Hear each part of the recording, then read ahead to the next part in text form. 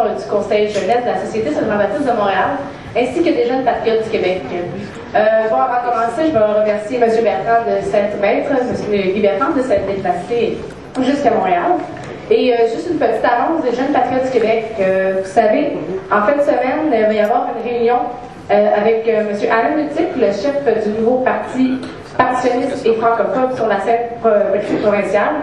Ainsi que Brent Tyler, l'avocat qui était l'avocat en chef qui était chargé de faire chapeauter la charte de la langue française, et ainsi que Howard Garganov, ce cher raciste anti-québécois. Pour ceux qui ne se rappelleraient pas de qui il est, je vais juste vous lire quelques-unes de ses grandes œuvres. Tout d'abord, au lendemain de la mort de Camille Lorrain, le traité le père de Los Angeles de pourriture et affirmé que sa vie ne valait rien et qu'il fallait se réjouir de sa mort. En plus de ça, accompagné de certains sympathisants, Billy Two Raiders, ancien chef du conseil des Kanawaki, s'est rendu à New York pour demander aux investisseurs américains de ne pas investir au Québec, société qu'il qualifiait de société pourrie, ainsi qu'en 1998, il y a une citoyenne qui a déposé une plainte pour l'émission Real Governor of Noon sur les ondes de CIQC. C'est ça, AM, après avoir reçu une liste de 109 citations injurieuses envers le nationalisme québécois qu'il comparait au nazisme. Alors, en fin de semaine, ce dimanche 2 mars à dès 14h, c'est devant l'hôtel Ruby Flows, situé au 6655 boulevard des Caries à Montréal. Les jeunes patriotes du Québec vont se rencontrer afin de manifester contre la présence de Howard Garganov en terre québécoise. Alors, si vous voulez plus d'informations, il y a des tracts au bar et vous pouvez venir voir moi, Marine Lacombe ou bien François Gendron. Sans plus tarder, je vais vous présenter M. Marius Ligny qui va présenter lui-même Maître Guy Bertrand.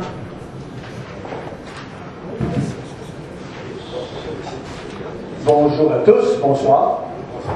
C'est un plaisir de vous rencontrer, des visages connus, pas mal de monde, à part de ça, c'est intéressant, hein? C'est bien organisé par les jeunes de la société. Donc, je dois vous présenter un ami qui est un avocat, un libre penseur, c'est un activiste politique. Il pratique le droit depuis plus de 45 ans. Je pense que c'est à peu près ça, monsieur. Il est un ardent défenseur de la langue française. Il a représenté en 1976 des gens de l'air devant les tribunaux lorsque le gouvernement canadien a suspendu l'usage du français. En 1979, il a fait reconnaître par la Ligue nationale de hockey le droit pour les joueurs francophones de signer leur contrat en français. C'était un bel avancement pour notre langue. Il est aussi un membre fondateur du Parti québécois en 1968. Il s'est même porté candidat à la chefferie de celui-ci en 1985. Et j'en passe, et j'en passe, et j'en passe. Ce soir, il va venir nous parler de son guide d'accès à l'indépendance. Il s'agit pour la survie du Québec français. Alors, je vous présente un ami, M. Maître Guy Bertrand.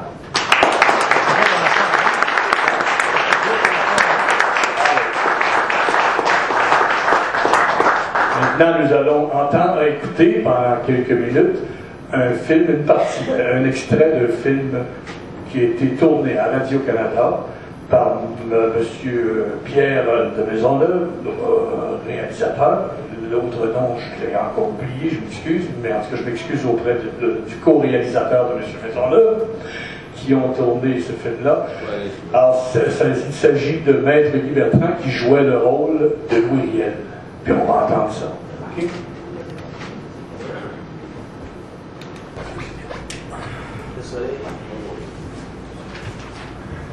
Bon, c'est toute une introduction. Je voudrais remercier les jeunes patriotes de m'avoir invité ce soir. J'étais très content. Et je voudrais aussi vous saluer et vous présenter mon livre. Le livre intitulé « Guide d'accès à l'indépendance » que je vous recommande de lire parce que si vous suivez le chemin, vous arriverez nécessairement à l'indépendance.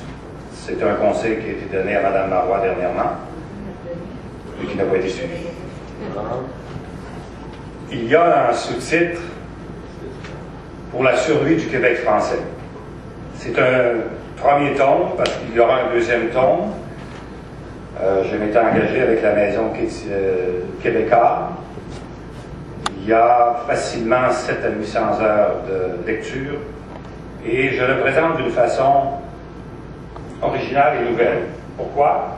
D'abord, pour moi, c'est un testament.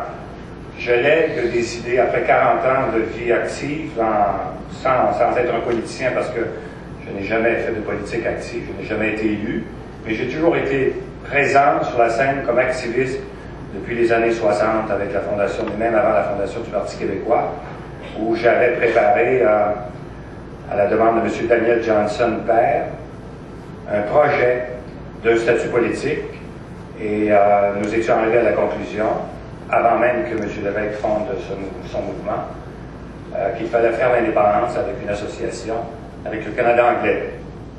Et plus tard, lorsque c'est sorti dans les journaux, parce que moi j'ai quitté à ce moment-là, l'Union nationale avait refusé cette option, les journaux à l'époque avaient titré que l'Union nationale avait un plan secret pour réaliser l'indépendance. Donc nous étions quand même allés très loin.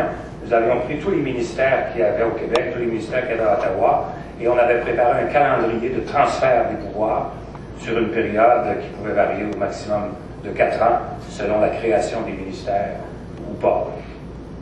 Donc, je disais que c'est un testament où je lègue des idées. Des idées que vous êtes libre, comme dans un testament quand vous devenez un héritier ou une héritière, que vous êtes libre de faire fructifier, que vous êtes libre de refuser ces idées-là, de les améliorer. Donc, c'est votre choix. La façon de procéder est originale dans le sens que je fais comme dans un procès devant jury. J'ai eu l'occasion dans ma carrière de plaider très souvent devant les jurés, et je procédais toujours sous forme interrogative. Les jurés n'aiment pas se faire imposer un plaidoyer de culpabilité ou de non-culpabilité. Donc, j'avais développé une technique, c'est de poser des questions et de laisser les jurés répondre.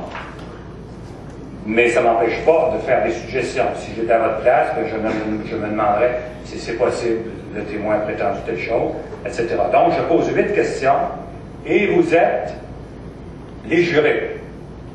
C'est vous qui allez décider si sur chacune des questions, j'ai tort ou j'ai raison. Donc, il y a une interaction.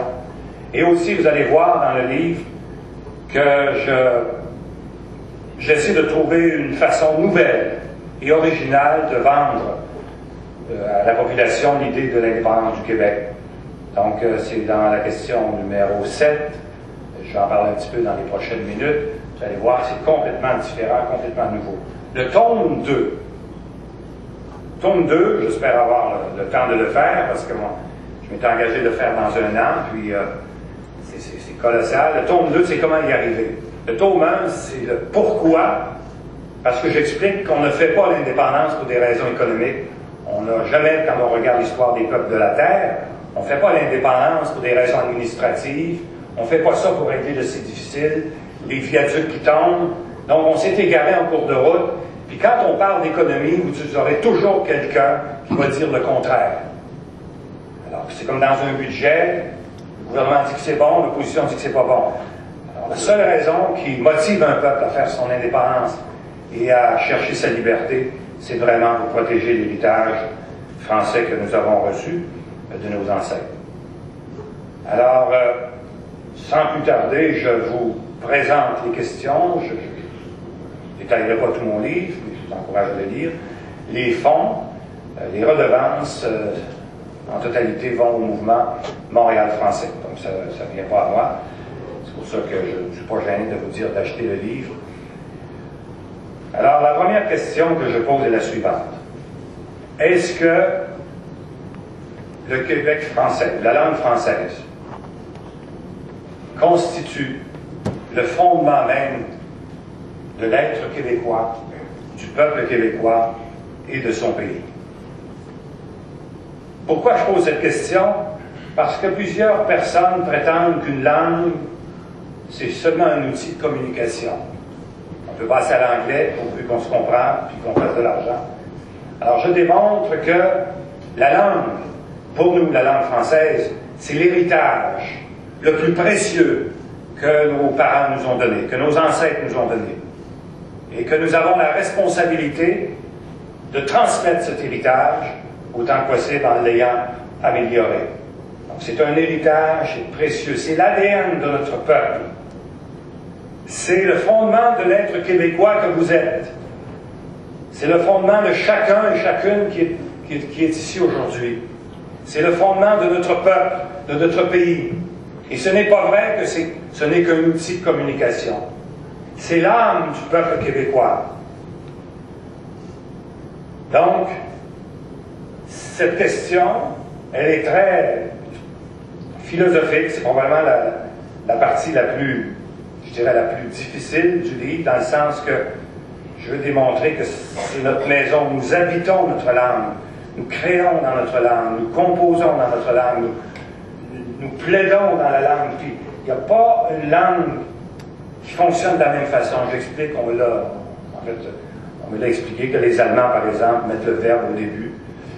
Et nous, on met le verbe au centre, puis le complément à la fin. Donc, chacun a sa façon de procéder. Alors, nous habitons notre langue. Nous créons dans notre langue. Nous sommes le pays par notre langue. Ça, c'est la première question. Donc, à la première question, je suggère évidemment de répondre par l'affirmative. C'est le fondement de l'être québécois, de son peuple et de son pays. Mais une fois qu'on a dit ça, que c'est notre héritage et que nous devons le transmettre, je me pose la deuxième question. Est-ce que notre langue, le Québec français, est menacée? Vous allez voir, je regarde 3 menaces. Menacée par la force titanesque de l'anglais, particulièrement à Montréal. Et là, j'arrive à la conclusion que la menace est tellement grave que dans 10 ans, Montréal devient une ville majoritairement non francophone au niveau de la langue parlée à la maison. Au moment où j'ai écrit mon livre, je n'avais pas les statistiques qui sont sorties il y a quelques mois, donc je me suis fondé sur les statistiques de 2001, et déjà, au niveau de la langue maternelle, il y avait un écart de 6% au niveau de la langue maternelle, 53% francophone et 47% autre langue et l'anglais.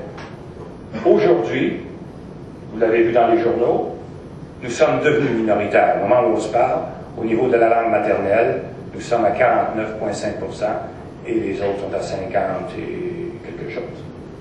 Donc on est déjà minoritaire. Par contre, au niveau de la langue parlée à la maison, il y avait 12% d'écart. Au moment où j'ai écrit mon livre, 56% francophones, 44% allophones et anglophones. Donc, autre langue. Mais, les dernières statistiques ont réduit l'écart à 6%.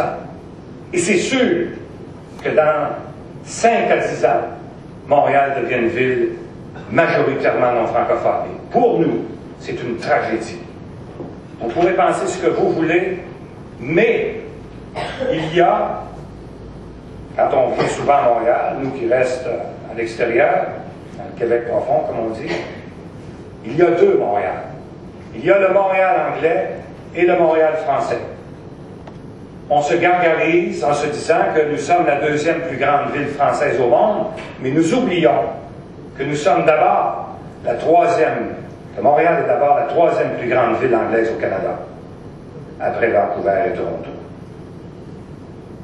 Et ce combat sur la même île, il est titanesque, entre le Montréal anglais et le Montréal français à cause de la force gigantesque de l'anglais en Amérique du Nord et dans le monde. Donc j'explique dans mon livre qu'à tous les niveaux, que ce soit au niveau du cinéma, même des francophones vont demander des subventions pour tourner des films en anglais, avec respect, M. Arcand le fait, parce que c'est plus payant. Au niveau de la technologie, au niveau de la langue de travail, au niveau de la langue de travail, on n'a pas les statistiques, mais tout le monde s'entend pour dire qu'il y a une majorité de gens qui travaillent en anglais à Montréal. Hier, j'étais dans un bureau que je n'aimerais pas. Je me pensais dans une ville anglaise. Secrétaire, téléphoniste, client, professionnel, anglophone qui entrait, ça parlait en anglais. On comprenait le français, de temps en temps, il glissait quelques mots de français, mais on voyait que naturellement, il s'adresse en anglais. Donc, c'est comme quand on vient à Montréal, dans les hôtels, on se fait recevoir en anglais. Même à l'auberge du gouverneur, il y a 2 mois, j'ai Je disais à un ami, on me reçoit en anglais, mais je dis, pourquoi vous me dites good morning, sir, may I help you? Excusez, on pensait que vous étiez en anglais. Puis après, on s'en fout que je sois en anglais, en américain. Dites-moi bonjour en français. Quand je vais au Mexique, comment est-ce que puis on est content d'apprendre quelques mots. C'est quoi cette manie? Aujourd'hui, je recevais un client dans mon hôtel, puis il arrive au restaurant, puis il me dit, je me suis fait recevoir en anglais. Donc, c'est une habitude. On revient comme on était dans les années 60. On se fait recevoir en anglais, puis on a l'impression d'être dans une ville anglaise. On comprend que peut-être qu'on va dire, j'exagère un peu, on va dire au moins une ville bilingue. Et le bilinguisme dans une ville comme Montréal, c'est la fin, c'est le début de la fin. Parce que si nous perdons Montréal, si nous du Québec, nous perdons Montréal, c'est fini. Nous perdons le droit de nous autodéterminer dans un statut qui s'appelle l'indépendance. Et nous avons le droit de protéger ce statut éventuel de faire l'indépendance du Québec, mais on va le perdre. Parce que vous ne pouvez pas imaginer qu'on va faire un pays indépendant avec une métropole, pays français, avec une métropole anglaise. Vous ne pouvez pas imaginer ça. Parce que, comment on va faire, nous, si l'île de Montréal décide de rester une province du Canada et que ces gens-là se prétendent un peuple qui a le droit de s'autodéterminer? Et c'est pour ça que je dis que c'est malheureux que le chef d'un parti politique ait dit on fera un référendum dans 2, 3, 4 mandats, on verra. Ça va être trop tard. Dans 10 ans, il est trop tard. Ça ne se mesure pas comme ça. Et si on ne le sent pas que c'est dramatique, je conclurai en vous disant que nous, de l'extérieur, on n'est pas sensibilisés à la question. Parce que Québec, c'est français mur à mur. Puis à Montréal, ce que je sens de Montréal, c'est la résignation. Il n'y a pas ce... Hier, je parlais justement à un téléphoniste, il me dit, M. Bertrand, qu'est-ce que vous voulez qu'on fasse? On reçoit des appels du monde entier, puis du Canada, puis tout est anglais. Alors voilà pour la première menace. Vous pourrez lire dans le livre les statistiques, et je réponds que oui, le Québec français est menacé gravement par la force foudroyante, titanesque de l'anglais, particulièrement à Montréal. Vous avez remarqué que j'utilise le mot Québec français à partir de la deuxième question et non la langue française. Parce que pour moi, le Québec français, c'est un pays. Nous sommes un pays dans les faits. De facto, on est un pays. Même si en droit, on n'a pas une constitution qui nous donne le droit d'être une communauté nationale. Mais dans les faits, personne au monde ne pourra nier que nous ne sommes pas un pays. La langue, la culture, le territoire, le gouvernement doté d'une certaine souveraineté, ce désir de refuser l'assimilation. Donc, ce vouloir vivre collectif. Nous sommes un pays, mais un pays provincial. Deuxième question. Est-ce que la loi 101 peut réussir à enrayer cette force titanesque de l'anglais à Montréal? Ici, j'ai eu des discussions avec des intellectuels qui n'étaient pas d'accord, j'en parle dans le livre. La loi 101, comme toutes les lois, a atteint ses limites. Même si vous rafistolez la loi 101, que vous donnez plus de pouvoir à la loi 101, c'est trop tard. C'est une loi qui a atteint ses limites. Et je m'explique. La loi 101 a échoué à 3 niveaux. Premier niveau, au niveau du droit que nous avons dans la loi 101 d'être servi en français. Nous devons maintenant demander d'être servis en français. Je donne un exemple dans mon livre. Quand Sakou Koivu s'exprime en anglais devant 20 000 personnes au Centre Bell, il y avait plein d'indépendantistes. Il n'y en a pas un seul qui a hué pour vous montrer comment c'est l'apathie totale. Il y avait des milliers d'indépendantistes. J'en ai rencontré plusieurs. Ils n'y ont même pas pensé, M. Bertrand. Il parlait qu'en anglais seulement. Moi, je ne blâme pas Sakou Koivu. Il a le droit de ne pas aimer notre langue. nous ne l'avons pas rendu assez attrayant pour qu'après 12 ans, même s'il marie une francophone, il parle français. Mais il a le droit de ne pas parler français. Bon, c'est pas un citoyen canadien, il ne vient pas ici pour vivre ici. Remarquez bien, j'aurais pu, on peut souhaiter, parce qu'en 12 ans, avec 12 mots, il aurait pu dire « Je vous présente les Canadiens de Montréal ». Un mot par année, puis il aurait réussi. Mais c'est son droit. Le droit d'être servi en français, c'est le Canadien de Montréal. C'est M. Gillet, l'Américain, qui aurait dû dire à ces gens, vous allez donner du français à ces gens-là, parce que c'est non seulement parce que c'est écrit dans la loi, mais parce que nous vivons dans un pays français. Alors nous, bon peuple, gentil, courtois, poli,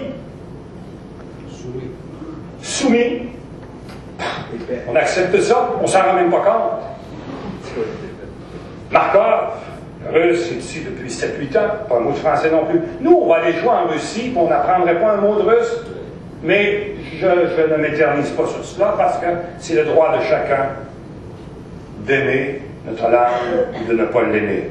Et je veux juste vous dire que le droit d'être servi en français, c'est un droit qui nous est garanti dans la charte de la langue française et qui est bafoué. Et puis, c'est pas la police de la langue, comme on l'appelle régulièrement, qui peut venir à bout de ça. C'est impossible qu'on mette des gens pour surveiller la charte dans tous les restaurants. Trop gros! C'est là que je dis, c'est impossible, c'est gigantesque, c'est colossal.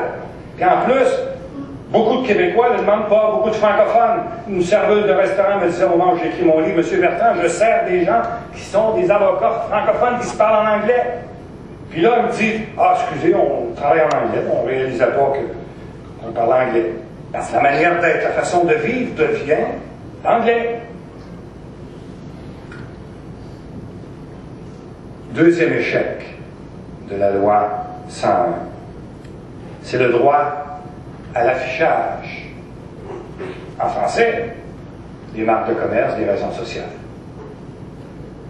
Au moment où j'écris mon livre, l'Office de la langue française sort des statistiques où il y a 30% des commerces qui violent et qui violent la loi 101 à ce niveau. Et plusieurs ont mentionné aux enquêteurs qu'ils ne savaient même pas qu'ils violaient la loi. Mais pensez-vous qu'on peut arrêter des milliers de personnes de les traduire en cours parce qu'ils ne respectent pas l'affichage? Ils s'en foutent de notre langue. Et même nous, Jacques Villeneuve, qui a appelé son restaurant le Newtown, pensez-y 2 minutes, comment c'est beau le restaurant Villeneuve. Pourquoi l'appeler Newtown? Nous-mêmes, nous ne croyons pas qu'on va faire des affaires en s'appelant Villeneuve. On ne peut pas blâmer juste les autres. Troisième échec de la loi 101, c'est au niveau du droit à l'apprentissage et à la connaissance du français par des immigrants. C'est un droit que nous avons d'intégrer les immigrants par notre identité, dont le facteur principal est la langue. L'aspect fondamental de notre identité comme peuple, c'est la langue française.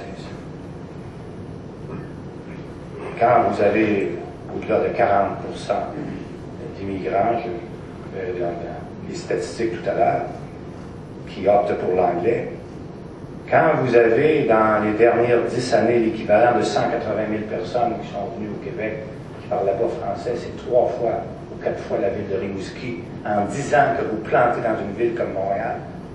À ce rythme-là, c'est évident que nous serons minoritaires. Alors voilà pour ces 3 échecs de la loi 101, malgré les efforts qui ont été faits dans le passé. Aujourd'hui, comme toutes les lois, elle a atteint sa limite. Je vous donne un exemple. Quand le docteur Lorrain a rédigé sa loi, nous étions des amis, on mangeait régulièrement au restaurant, et il me disait, ma loi, elle est coercitive et incitative. La partie la plus belle, c'est l'incitation, amener les gens à parler de français sans qu'on soit obligé de penser qu'il y a des punitions. Et il était convaincu qu'après 10-15 ans, tout le monde au Québec parlerait français par amour de la langue, parce que c'est un pays français en Amérique du Nord. Et nous avons échoué. On n'a pas su transmettre cet amour aux immigrants. Est-ce que nous en sommes responsables? Nous verrons tantôt que c'est le système qui fait qu'on n'en est pas responsable. C'est dramatique. Et c'est pour ça que je suggère de répondre à cette question que la loi 101 ne suffit plus pour enrayer cette menace qui est l'anglais. Autre menace, et non la moindre, est-ce que le jargon québécois qui s'installe de plus en plus et constitue une menace au Québec français? Je suggère une réponse affirmative. C'est terrible de voir comment on massacre, et ça ne dépend pas des autres, comment on massacre notre langue, autant la langue parlée que la langue écrite. Et ici, je ne fais pas de blâme au peuple québécois. Je blâme sévèrement le gouvernement du Parti québécois, le gouvernement du Parti libéral, qui pendant 30 ans où ils ont été au pouvoir, nous ont laissé un peuple dans l'ignorance. Mon père est un analphabète. J'ai vu mon père souffrir parce qu'il ne savait pas lire et écrire. Mais nous avons 20% d'analphabètes au Québec. Ça veut dire 1 million de personnes qui sont des analphabètes. Puis on nous parle qu'il faudrait devenir un peuple bilingue. Mais en plus, nous avons un autre 35% de gens qui ont des problèmes majeurs de lecture et d'écriture, on appelle ça, qui ne peuvent pas fonctionner, qui vont lire des grands titres, mais ils ne peuvent pas lire, puis ils ne sont pas capables de fonctionner. Ça veut dire 50, à peu près, une personne sur deux qui a des problèmes d'écriture et de lecture au Québec. C'est le plus grand fiasco. Et je suis convaincu que si on avait été capable d'enseigner à nos jeunes, d'éviter le décrochage, de leur enseigner l'amour de la langue, puis de lutter contre l'analphabétisme et l'illettrisme, nous serions déjà un pays indépendant. C'est le plus grand fiasco de nos gouvernements confondus, tout gouvernement confondu. Cette langue, c'est un droit fondamental. Nous avons le droit à la langue française, comme vous avez le droit à la sauvegarde de votre honneur, à la sauvegarde de votre réputation, à la sauvegarde de votre dignité. C'est au même niveau. Et le français que nous parlons, ce n'est pas le français, c'est du français. C'est un français, c'est une langue issue du français, mais qui n'est plus le français. C'est une langue qui ne sera plus exportable. Ce sera une langue tribale qu'on va comprendre entre nous. Et les grands, ceux que je blâme sévèrement, ce sont les avocats, les cinéastes, les artistes, les comédiens, les humoristes, les animateurs, qui font exprès pour mal parler, pour essayer de nous faire rire, comme si le peuple ne comprenait pas ceux qui sont capables de bien parler. Quand je vois des avocats qui vont dire à un témoin, puis qu'est-ce qu'il a fait? J'ai jamais dit ça, puis j'ai quand même gagné mes causes. J'ai dit au témoin, puis qu'est-ce qu'il a fait? Sous prétexte que le témoin ne comprend pas. J'ai vu des témoins avec 6, 7, 800 mots de vocabulaire qui souffraient psychologiquement de ne pas pouvoir s'exprimer en cours. Raconter un incident dans un bar, bon. Alors, qu'est-ce qu'il a fait? Alors, il a reçu, puis là, il a fait ses dents. Puis là, elle est arrivée, puis qu'est-ce qu'il a fait d'elle? Ben, il a glissé une plaque en face. Mais moi, là, quand j'ai écrit mon livre, parce que j'ai été 6 mois à prendre tout, essayez d'écrire ça. Ah, il a glissé une plaque d'en face, pas d'en face. Puis c'est pas... C'est comme ça qu'on parle. On est obligé de faire des efforts. Quand je vous parle, parce qu'on est tous à blâmer, ça devient un exercice intellectuel profond que de parler un français convenable. On ne parle pas ici de perler puis d'avoir des accents. On parle juste de dire des mots français. Le « il » n'existe plus, c'est « il a fait ça ». Puis le « elle » n'existe plus dans notre langue, c'est « elle a fait ça », puis elle est allée là. Puis le « je suis » n'existe plus, c'est « je suis en haut, je suis en bas, je suis monté, je suis revenu ». Qui va dire « je suis » ? Pensez-y 2 minutes, écoutons-nous parler. C'est « je suis tanné, là, je suis plus capable ». Pas capable, là, capable. un témoin pas un témoin, mais un client dans mon bureau, qui dit à son ami, qui était un militaire, « Hey, toi, militaire, au Chili, ben ça, ça va. » Vous avez tous compris. Non. « Hey, toi, militaire, hey, toi, militaire. » Ben, les marmonnes, en plus, on marmonne. Écoutez, nos jeunes parlaient, c'est du marmonnage. On n'ouvre pas la bouche. « Hey, toi, militaire, pas Chili, ben ça, ça va. » C'est pas un handicapé, là. Hey, toi, militaire. Moi, c'est militaire. Hey, toi, le militaire. Hey, toi, militaire. Va chez le livre. Va chercher le livre. Va chez le livre. Puis mets ça sur la table. Animateur de radio. Showbiz. Il tourne. Les artistes qui ne sont pas capables de dire autre chose que les tunes, que les shows. Alors, l'animateur de radio, c'est très fréquent, a pris son char. C'est pas un char d'auto. Quand est-ce que vous entendez les gens dire une auto? C'est une auto, c'est pas un char. A pris son char, a monté sur le stage, a mis son souffle, là, il a joué une crise de belle tune. Ça, c'est à la radio. Couramment. A mis son souffle. À monter sur le stage. Sur stage. Voilà, j'écris ça. Vous allez voir dans le livre. Sur le stage. Puis elle a joué, elle a une crise de belle tune. Hey, toi, là, qu'est-ce que tu fais ici? Ah, ben moi, je suis venu manger une poutine. Ah oui. Alors, je prenais mes notes. Non, mais frais de site. Ben, c'est trop frais de site, t'as qu'à t'en aller. Oh, vous comprenez très bien, c'est notre langue. Si c'est trop frais, ici, t'as qu'à t'en aller. Ça ressemble à dire quoi, mais ça n'en est pas. Si c'est trop, j'essaie d'écrire ça, si c'est trop frais, ici, t'as qu'à t'en aller.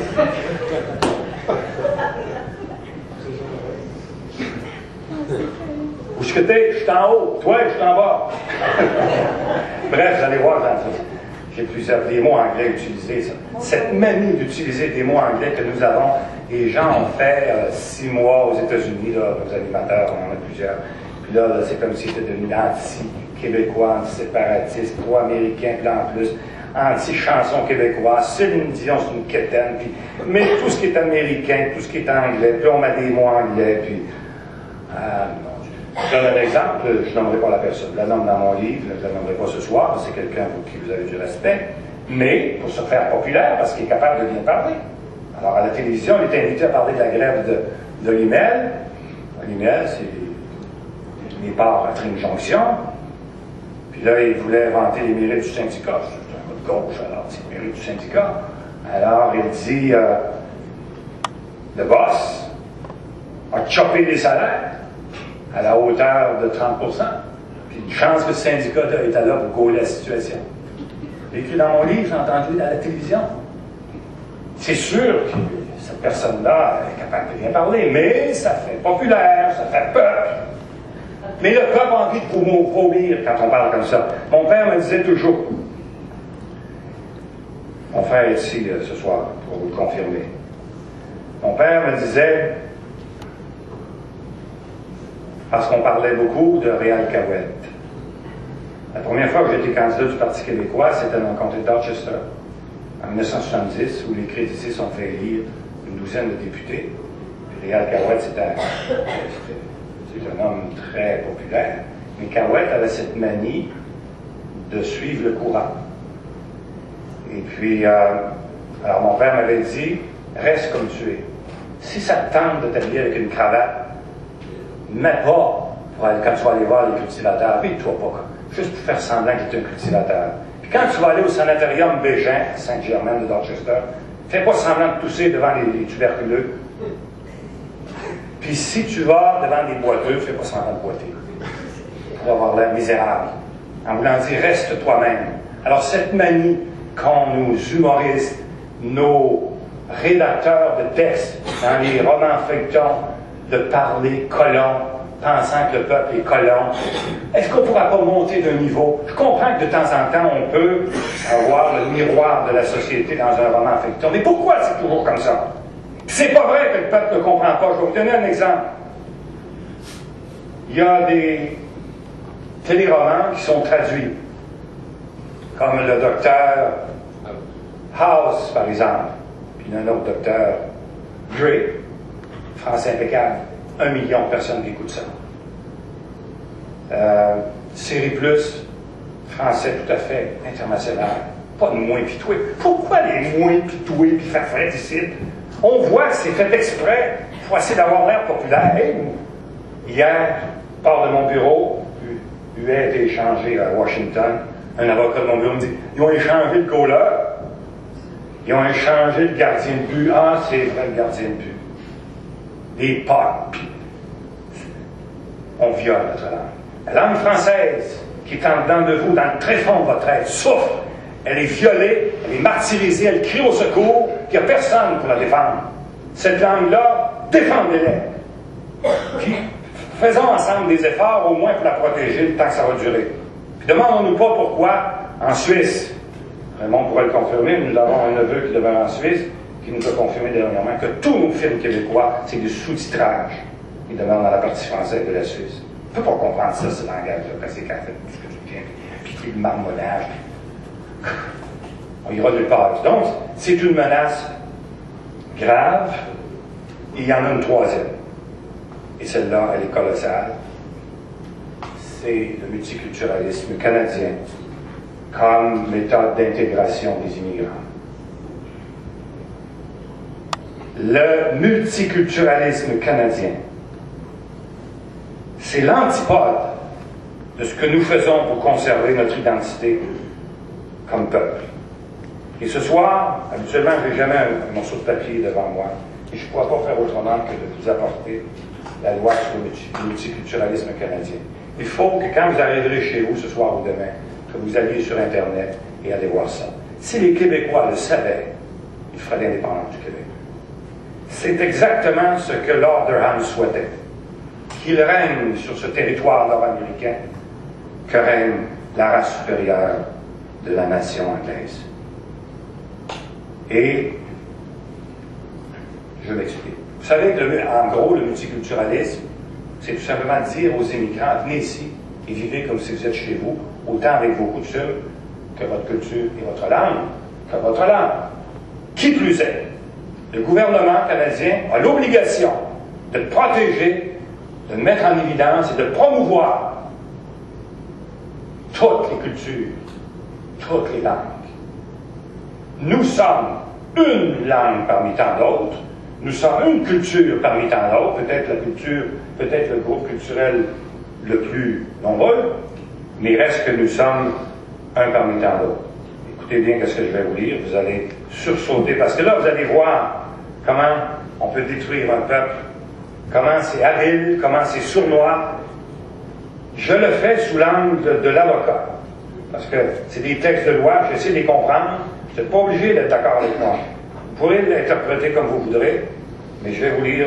Puis n'oubliez pas que c'est dans la Constitution canadienne, l'article 27 de la loi constitutionnelle de 1982 qui dit que tous les articles de la Charte canadienne des droits et libertés doivent être compris et interprétés dans le sens de la promotion, de la sauvegarde du multiculturalisme canadien comme héritage.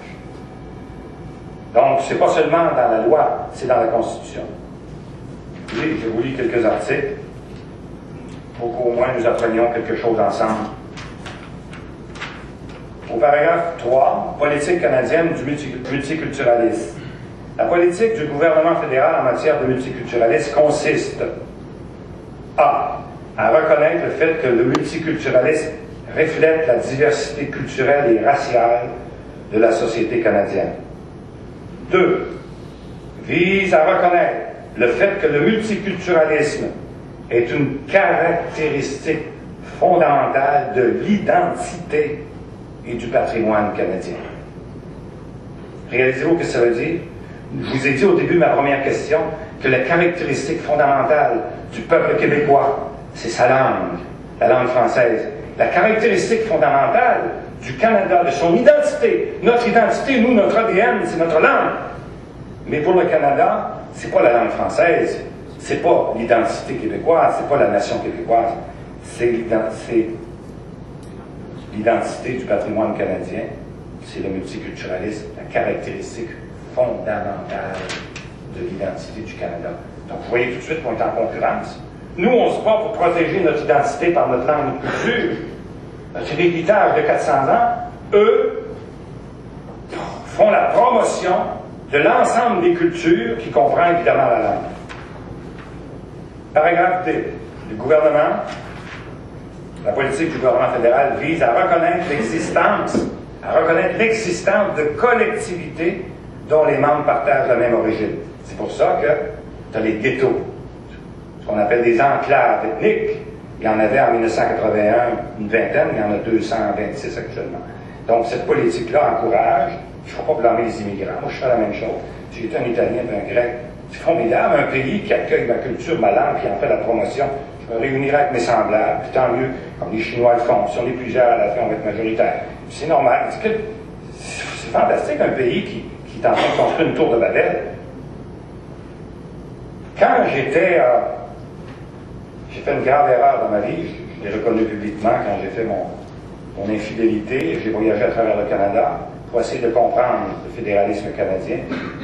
Puis effectivement, pour eux, c'est peut-être acceptable le multiculturalisme canadien, parce que le multiculturalisme engendre le multilinguisme. On est en train de faire une tour de Babel à Montréal d'ailleurs. Multilinguisme, ça veut dire que, à cause de la loi, ça nous prend des caissières en italien, en grec, en chinois, on s'enligne. D'ailleurs, je raconte dans mon livre qu'il y a un Québécois de Lévis qui est déménagé ici sur le plateau, puis il était dans un grand centre d'achat, puis il voyait le monde qui s'enlignait derrière les caissières, puis il a crié. Il a dit quelqu'un qui est en français, puis il s'est fait dire « We have a separatist ».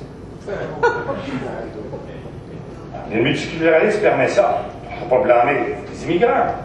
On permet de faire chez nous une tour de Babel. Alors, je reviens à Toronto. C'est peut-être pas grave pour eux parce que, en sortant de leur maison, tout le monde parle anglais. Tandis que chez nous, à 40% de nos immigrants parlent anglais en quittant la maison, puis après le français. C'est une tragédie. Alors, vous voyez, et je continue. Au paragraphe I, le gouvernement canadien, la politique consiste, parallèlement à l'affirmation du statut des langues officielles, donc on reconnaît qu'il y a 2 langues officielles, consiste à maintenir et à valoriser celui des autres langues. On ne parle pas juste d'un mot comme ça en l'air multiculturaliste. Je suis convaincu que vous ne savez pas ça. N'oubliez pas, ça consiste à maintenir et valoriser celui des autres langues. Ils ont le droit, en vertu de la Constitution canadienne et de la loi, à leur langue, à leur culture. Et, plus loin, la mise en œuvre. Ça, c'est le principe. La mise en œuvre. Maintenant, le ministre, qui est responsable a le devoir, prend des mesures qu'il estime indiquées pour mettre en œuvre la politique canadienne, notamment, paragraphe E, notamment encourager le maintien, la valorisation, le partage et l'expression dynamique du patrimoine multiculturel du Canada. Jamais un mot de la nation québécoise. Jamais un mot, parce qu'on pourrait dire encourager le maintien, la valorisation, le partage et l'expression dynamique du peuple québécois, de sa langue, de son identité. Jamais. C'est toujours la nation, et nation, c'est la nation canadienne. Paragraphe F. Faciliter l'acquisition et la rétention de connaissances linguistiques dans chacune des langues qui contribuent au patrimoine multiculturel du Canada, ainsi qu'à l'utilisation de ces langues. Et ça, c'est pour ça qu'ils vont donner de l'argent pour encourager les langues, multiplier les langues. Donc, on va devenir une tour de Babel. Écoutez, je ne peux pas faire autrement que de vous parler des accommodements raisonnables. Parce que s'il n'y a pas de loi sur le multiculturalisme, pas d'accommodement raisonnable, les accommodements raisonnables, c'est pour accommoder les immigrants en fonction de ce que la loi. D'accord? Alors, quand je suis allé devant la commission Bouchard-Taylor, avec respect, j'ai dit, écoutez, ce ne sont pas les accommodements religieux qui menacent notre identité, c'est faire fausse route, ce sont des accommodements linguistiques. Mais j'ai dit, vous, Comment vous allez faire pour déterminer si c'est raisonnable ou déraisonnable? Vous placerez-vous sous le regard du Canada avec ses lois, ou vous placerez-vous sous le regard d'un peuple qui lutte pour sa survie puis pour la protection de son identité? Si vous le faites sous le regard du Canada, vous créez une injustice au Québec parce qu'on va être en concurrence et on ne pourra pas arriver là, avec le taux d'assimilation possible. Puis si vous le faites sous l'angle du Québec, bien, vous violez la Constitution, vous violez la loi. Alors là, j'ai donné des exemples comment c'est une situation qui ne tient pas debout parce que nous sommes en porte-à-faux. Nous sommes un peuple qui est torturé, divisé entre deux pays. On vit dans deux pays à la fois, un pays qui est complet puis l'autre qui est inachevé, avec des principes fondamentaux qui sont contradictoires. Laissez-moi vous en énumérer quelques-uns. Le premier, c'est la nation. Il y a une nation canadienne, mais nous, on est une nation sur papier, sans aucun statut politique ni juridique, aucune reconnaissance. L'immigrant qui vient ici, il s'en fout, lui, que ce soit une nation sur papier. Puis il a raison de dire, moi, je suis dans la nation canadienne. Deuxième principe contradictoire, deux langues officielles au Canada. Nous, on se dit qu'on a une langue officielle au Québec. Vous savez ça, vous avez vu ça dans la loi 101, il n'y a qu'une langue officielle. Nous vivons dans l'hypocrisie, dans le mensonge. C'est pas vrai! Arrêtons de nous mentir à nous-mêmes. Il y a deux langues officielles au Québec. Au niveau des institutions, je vous donne un exemple. Devant les tribunaux, on peut être témoigner en anglais, on peut plaider en anglais. Les juges rédigent leur jugement en anglais. Le juge Hilton, dernièrement, a rédigé son jugement juste en anglais. Au niveau des institutions, au niveau des tribunaux fédéraux, c'est la même chose. Que ce soit la Cour fédérale d'appel, Cour suprême, que ce soit le tribunal de l'immigration de la citoyenneté, que ce soit la commission de l'impôt, c'est des dizaines de milliers de personnes chaque jour qui utilisent l'anglais parce que la Constitution dit que c'est dans les deux langues. Les lois au Parlement, à l'Assemblée nationale, les décrets, les règlements, les lois sont dans les deux langues. Pourquoi on est hypocrite? Pourquoi on se fait croire que c'est formidable avec la loi 101? On est maintenant un pays, le pays québécois unilingue français. Faux! Sans compter que officieusement, la majorité des gens à Montréal travaillent en anglais. Même si on gargarise en disant que c'est une langue, c'est pas vrai dans les faits. Alors, je dis à M. Bouchard, j'étais là, comment vous allez faire ça? Comment vous allez faire pour décider si c'est raisonnable ou déraisonnable que dans les dernières 10 années, nous ayons accepté 180 000 immigrants qui ne parlaient pas le français? Est-ce que c'est raisonnable ou déraisonnable? C'est raisonnable au niveau canadien, et pour nous autres, c'est pas bon sens. Mais il faudra qu'il le détermine. Est-ce que c'est raisonnable, déraisonnable, acceptable que 45% dans les dernières 10 années, 45% de ceux qui continuent leurs études après le secondaire le font dans des cégeps anglophones? C'est ça des accommodements. Ça veut dire que notre société accommode 45% de ces gens-là, accommode les gens qui ne parlent pas français à venir ici. C'est ça des accommodements raisonnables. Est-ce que c'est raisonnable que la majorité des immigrants qui n'ont pas le français et l'anglais comme langue première choisissent majoritairement l'anglais après leur langue maternelle? Et ainsi de suite, plusieurs questions dans ce même genre. Et là, je terminais. Est-ce que c'est raisonnable ou déraisonnable que nous ayons créé une deuxième communauté anglophone, cette fois-là issue de l'immigration, qui est 4 fois plus nombreuse que la communauté anglophone de souche? Pensez-y, là. C'est nous qui avons fait ça. Je comprends que c'est le système qui nous l'impose. Nous avons créé une communauté anglophone issue de l'immigration. La communauté anglophone de souche a les droits acquis en vertu de la Constitution, etc. Puis ont droit à des institutions. Au prorata de leur population, sont 8% de la population. Et là, j'ai terminé en lui disant, dans les circonstances, n'est-il pas raisonnable qu'il faut leur donner des institutions qui sont exactement sur le modèle du système colonial, avec la séparation des institutions, donc le Dawson College, puis l'Université Concordia, puis puis le McGill France, le McGill anglais, le méga hôpital anglais. Il faut les accommoder.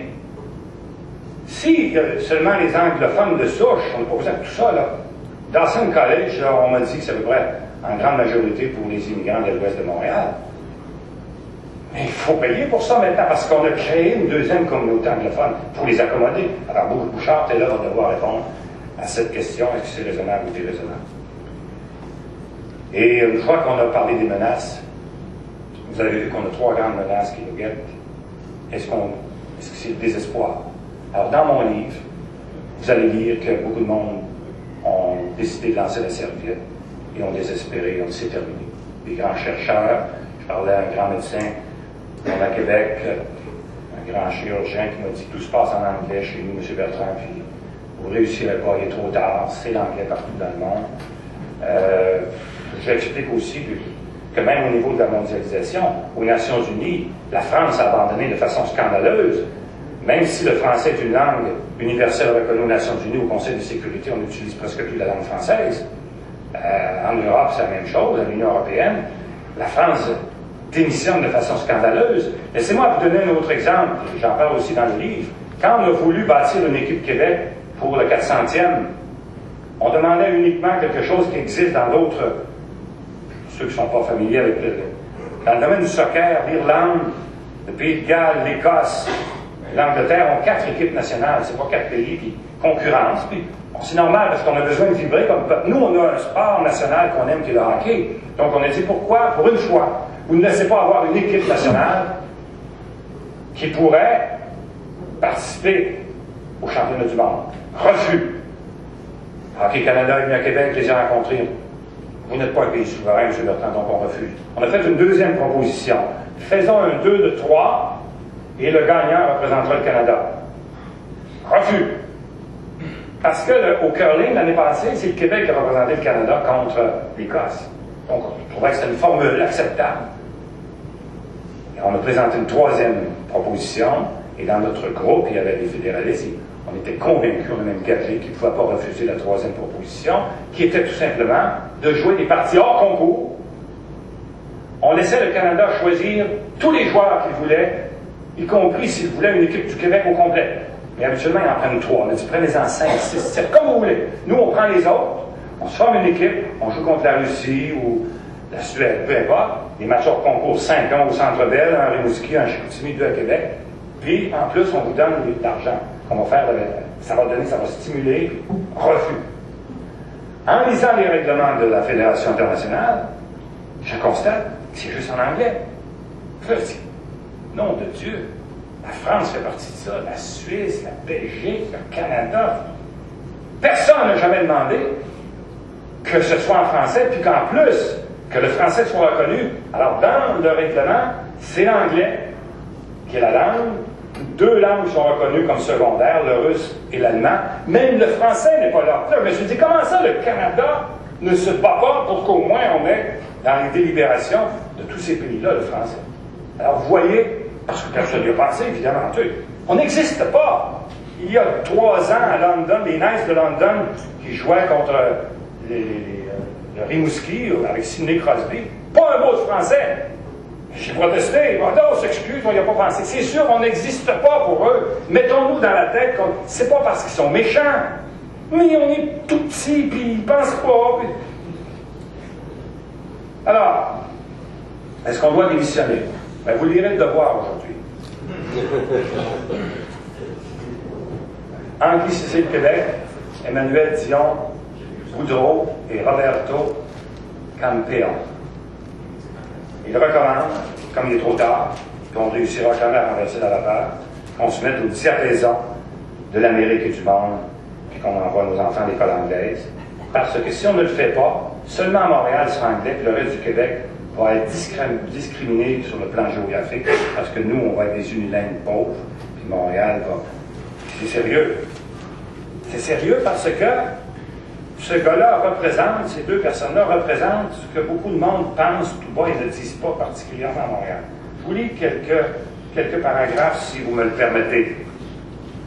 La situation du français au Québec inquiète. Le débat oppose les tenants d'un renforcement de la Charte de la langue française à ceux qui souhaitent favoriser le bilinguisme des Québécois dans le but de faire du Québec un point de rencontre entre les cultures anglophones et francophones. Mais personne n'a jusqu'ici soulevé l'intérêt d'une troisième voie, celle d'une anglicisation portée par un réseau scolaire anglophone unique accueillant tous les jeunes Québécois. Son deuxième chapitre, c'est de reconnaître la défaite.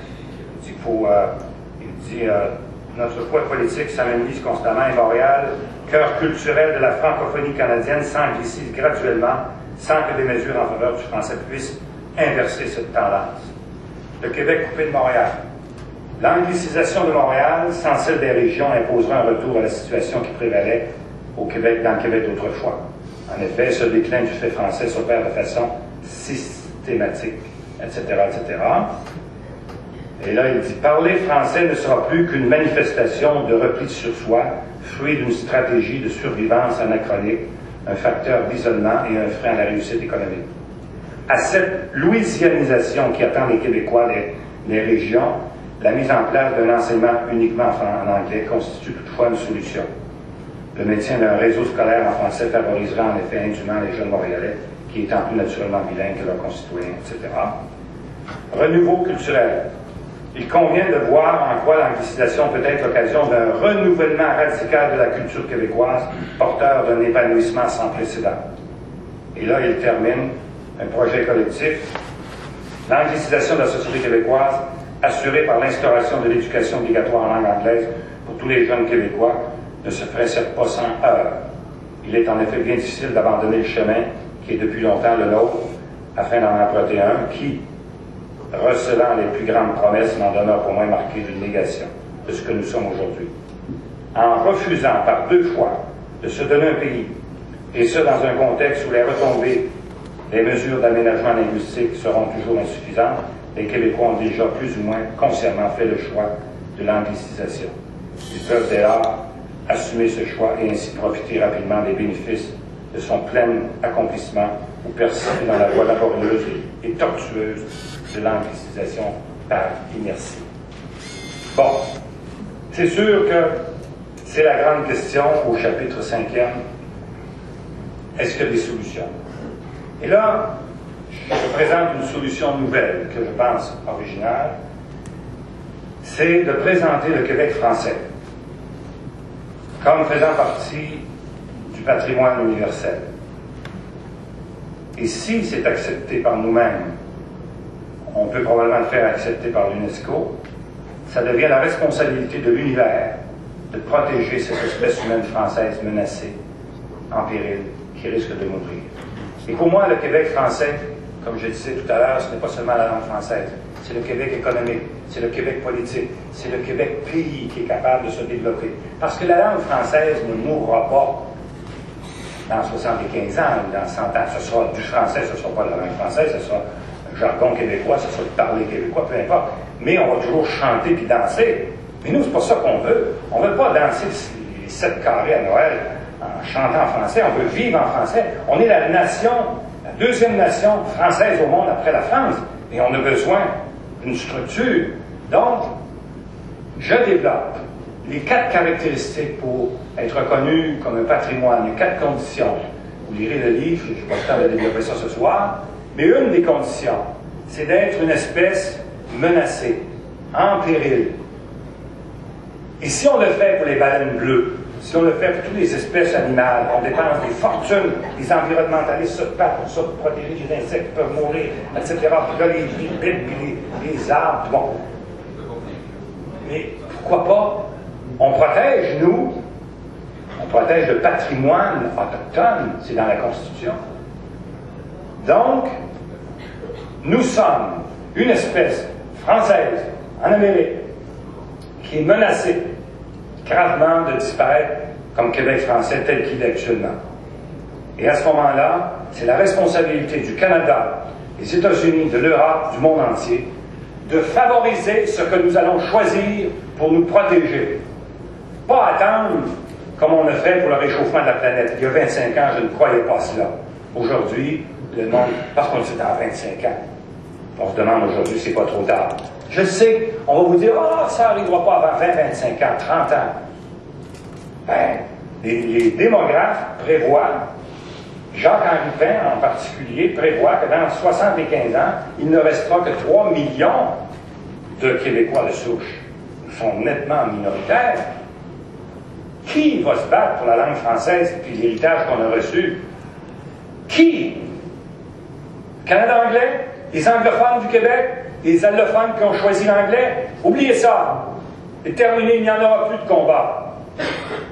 Si vous répondez par l'affirmative que le Québec français devrait, tel que l'UNESCO l'a proposé, l'UNESCO a dit que chaque fois qu'une langue meurt, c'est une tragédie pour l'humanité. Et savez-vous qu'il y a 7000 langues dans le monde, j'en parle dans un chapitre, et il en meurt 30 par année. Ce n'est pas vrai que les langues ne meurent pas. Les Hurons ont perdu leur langue. Les Autochtones, à 67%, ce sont l'anglais qui est leur langue première. Il y a 4% que c'est le français. La plupart, on prévoit qu'ils vont perdre complètement leur langue. Il n'y aura plus de locuteurs, sauf peut-être pour les Inuits, puis quelques autres. Donc ça se perd une langue. Le latin a déjà été une langue universelle. Les Irlandais ont perdu leur langue, et seulement 3% qui parlent leur langue maintenant. Ça se perd une langue. On fait semblant que c'est là pour l'éternité, comme les Dubuc, les Pratt de ce monde, Pour eux autres, on s'énerve, on est des ayatollahs de la langue, puis ça va durer, puis ça va durer. Si vous arrivez à cette conclusion que nous sommes un patrimoine universel, la question suivante, c'est est-ce que l'indépendance du Québec ne constitue pas le meilleur moyen pour assurer la protection de ce patrimoine que nos ancêtres nous ont donné, à savoir le Québec français? Et là, j'explique qu'il n'y a pas d'autre solution. Je défie qui que ce soit de trouver une autre solution que l'indépendance du Québec et rapidement pour protéger l'espèce humaine française. Qui est fragile comme du verre de cristal, ce petit peuple français qui a lutté pendant 400 ans. Et je dis que, dans le dernier chapitre, ce n'est que la récupération des droits acquis de ce que nous étions avant la conquête. Parce que pendant 150 ans, nous avons vécu en français. Le français, c'est la langue officielle unique. Et après la conquête, on s'est fait voler notre identité. Notre identité, notre nom. On était des Canadiens. On l'a pris. Puis à la fin, c'est nous qui avons changé le nom. On est devenus des Québécois. Alors là, la dernière question, c'est qu'est-ce qu'en faisant l'indépendance du Québec, on a le droit à une partie du patrimoine canadien qui nous appartient? Et la réponse que je suggère est affirmative. Parce que c'est le patrimoine, les liens identitaires et symboliques auxquels on a le droit, c'est avant 1867. Le Canada de 1867 aujourd'hui, c'est pas tout le Canada. C'est le Canada d'avant qui nous appartenait, et on a le droit à ça. L'indépendance du Québec, c'est l'indépendance d'une partie du Canada, la partie du Bas-Canada, du Canada qui existait avant la conquête. Donc nous, on a le droit, et les gens après l'indépendance qui veulent s'identifier encore comme Canadiens ou Canadiens français, c'est leur droit. Et là, j'explique. En fait, je fais une introduction pour le deuxième tome. Deuxième tome, qui sommes-nous, nous Québécois? Que voulons-nous, nous Québécois? Donc, si vous êtes fédéraliste, vous êtes un Québécois, vous avez le droit de dire, nous, Québécois, on veut garder le Canada. Nous, Québécois, indépendantistes, on veut se donner un pays. Donc, il y a un dialogue qui va s'enclencher entre les nous, qui sont des Québécois, mais qui veulent des choses différentes. Deuxième question. Que voulons-nous? Troisième, pourquoi nous voulons rester Canadiens puis être indépendants? Vous allez voir dans mon livre à la fin, je donne les résultats d'un sondage, le plus gros sondage qui a été fait en 1995, avant le référendum, où 78% des Québécois, 10 000 personnes qui ont été interrogées, ont répondu qu'ils voteraient pour l'indépendance du Québec dans la mesure où il reste Canadien. Alors moi, comme constitutionnaliste, je me suis dit, au départ, on a envie de rire de ça, on dit c'est farfelu. Puis là, je me suis dit, pourquoi penser que c'est farfelu? J'ai décortiqué le sondage, ça va être fait dans mon deuxième tome, pour voir quel est le message que le peuple nous a envoyé. Dans le fond, le peuple nous envoie un message, vous n'avez pas trouvé la bonne formule pour l'indépendance. Le peuple est aux deux. Il veut les deux. Il veut la dignité dans l'indépendance, puis il veut la sécurité en même temps. Puis, il y a le droit. Notre peuple a le droit de vouloir avoir le meilleur des deux mondes. Mais il faut trouver la manière de faire ça. Et ce sera le deuxième tome. Comment on va arriver à bâtir quelque chose au point de vue constitutionnel qui représente vraiment ce que le peuple veut. Parce que vous allez voir, quand vous allez voir ce sondage-là qu'on va mettre dans le deuxième tome, ce à quoi ils tiennent le plus, c'est le passeport canadien. Donc, vous voyez là, le lien identitaire, la citoyenneté canadienne, et c'est des choses sur le plan constitutionnel qui se travaillent. Rien ne nous empêcherait, dans un pays indépendant, d'offrir la citoyenneté aux Canadiens qui le veulent, la citoyenneté québécoise, de façon réciproque. Puis, ils n'en veulent pas, mais je pense aux Franco-Manitobains, Franco-Ontariens qui pourraient vouloir. Donc, ça va être mon deuxième tome. Puis comment le faire? Parce que c'est sûr que si on fait un troisième référendum de la manière qu'on le fait, on n'arrivera jamais. On n'arrivera jamais. Parce que jamais les allophones vont voter dans un système où ils sont avantagés. Moi, là, si je suis un allophone, je ne voterai pas pour l'indépendance du Québec. Parce que je peux venir ici faire ce que je veux dans ma langue, prendre la langue la plus puissante du monde, l'anglais. J'ai tout ce qu'il faut. Pourquoi? Alors, ce n'est pas les allophones qui sont responsables. C'est le système qui détruit notre peuple. Mes amis, je termine en vous disant que nous avons besoin de sortir de notre état de minoritaire. Nous avons besoin de rompre avec le joug canadien. Raymond Villeneuve, est-ce qu'il est ici? Je vous ai envoyé, la semaine dernière, un texte d'une journaliste qui m'a interrogé il y a 2 semaines pour savoir qu'est-ce qui me tenait à cœur à Québec. Et on n'était pas censé faire de politique parce que c'était pour le 400e. On demande à des personnalités de Québec qu'est-ce qu'ils aiment le plus de la ville de Québec. Puis on s'en va sur les lieux avec cette journaliste, Mme Bissonnette, Nathalie Bissonnette. Alors je lui ai dit, je l'ai amené sur les plaines d'Abraham. Pendant des décennies, je me recueille parce que c'est une source de motivation et d'inspiration. Parce que sur les plaines, ça représente pour moi le passé, le présent et l'avenir. Je m'explique. Le passé, peuple conquis, avec les plaines d'Abraham. Le présent, le monument Wolfe, le peuple soumis, qui accepte qu'on érige des monuments à la gloire des conquérants, qui dit pas un mot. Ce bon peuple gentil, courtois, poli, qui ne ferait pas de mal à une mouche. Ça, c'est le présent, ce que nous sommes. Et le futur, j'ai montré à Mme Bissonnette, j'ai montré la statue du général de Gaulle qui regarde les plaines. Symbole de la résistance, symbole de la liberté. Le clin d'œil que le général de Gaulle semble nous faire. Un jour, vous, Québécois, vous serez libres, mais seulement si vous le voulez.